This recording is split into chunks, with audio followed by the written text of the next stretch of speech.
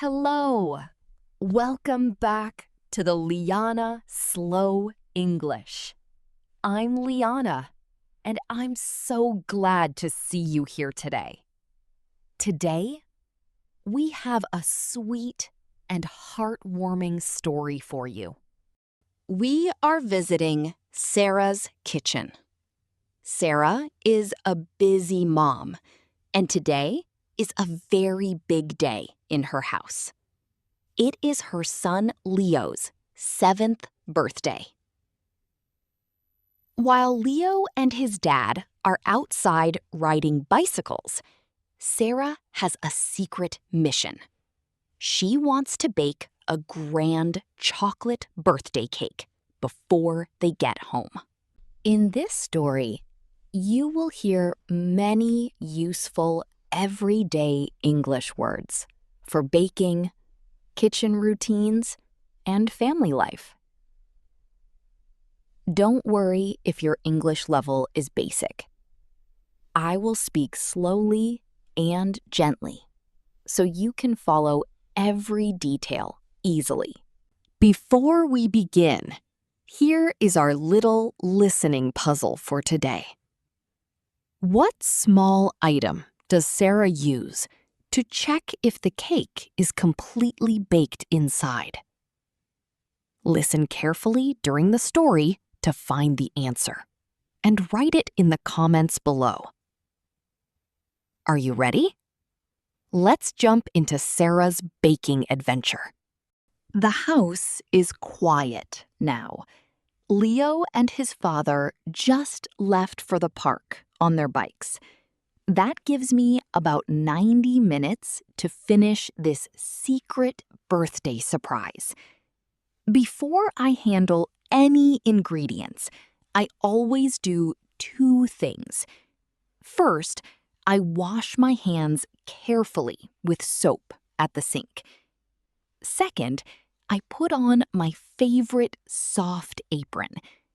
An apron keeps my clothes clean, especially when I work with flour and chocolate powder, which can easily leave light stains on dark shirts.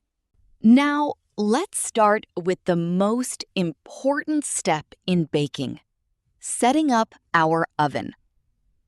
I set the oven temperature to 180 degrees. This step is called preheating.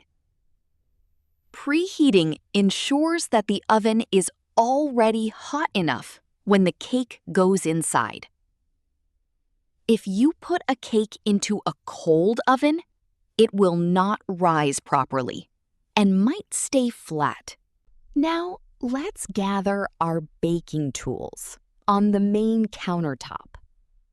The countertop is my main workspace here in the kitchen. For today's chocolate cake, I need 2 separate mixing bowls. One big bowl for dry ingredients, and one medium bowl for liquid ingredients. In the big bowl, I pass 2 cups of white flour and half a cup of dark cocoa powder through a fine sieve. A sieve is a bowl with tiny holes to filter the flour. Then, I add 1 cup of fine white sugar and a tiny spoon of baking powder. I take a wire whisk and mix all these dry powders together until the color becomes a light brown. Next, it's time for the liquids. In the smaller bowl, I crack 3 room-temperature eggs. I pour in 1 cup of fresh milk and a little bit of sweet vanilla oil. Using my whisk, I beat the eggs and milk until small bubbles appear on top. Finally, I combine them. I slowly pour the liquid mixture into the big flour bowl. I use a soft rubber spatula, which is great for mixing and scraping the bowl. to gently fold everything together in circular motions. Look at that.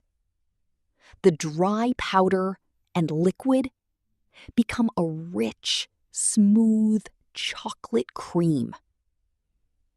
In English, we call this raw cake mixture, batter.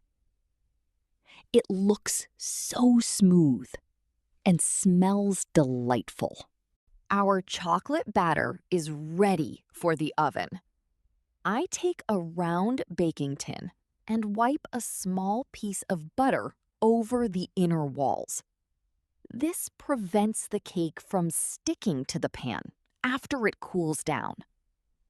I pour the thick batter into the tin and give it 2 quick taps on the counter to release any trapped air bubbles inside. Now, into the oven it goes. I open the heavy oven door, slide the tin onto the middle rack, and set my digital timer for 35 minutes. While the cake is baking, I clean my mixing bowls and tools in the sink. Washing dishes as you go keeps your kitchen organized and saves time later. Ding! That is the timer.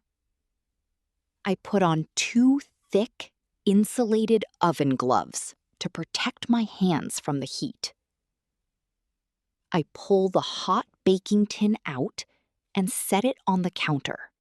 Now, how do I know if the cake is ready? I take a tiny wooden toothpick and push it straight into the middle of the cake. When I pull the toothpick out, it is completely dry and clean. That means the cake is fully cooked inside. Now, we must leave the cake alone to cool down for 20 minutes. The cake has completely cooled down now.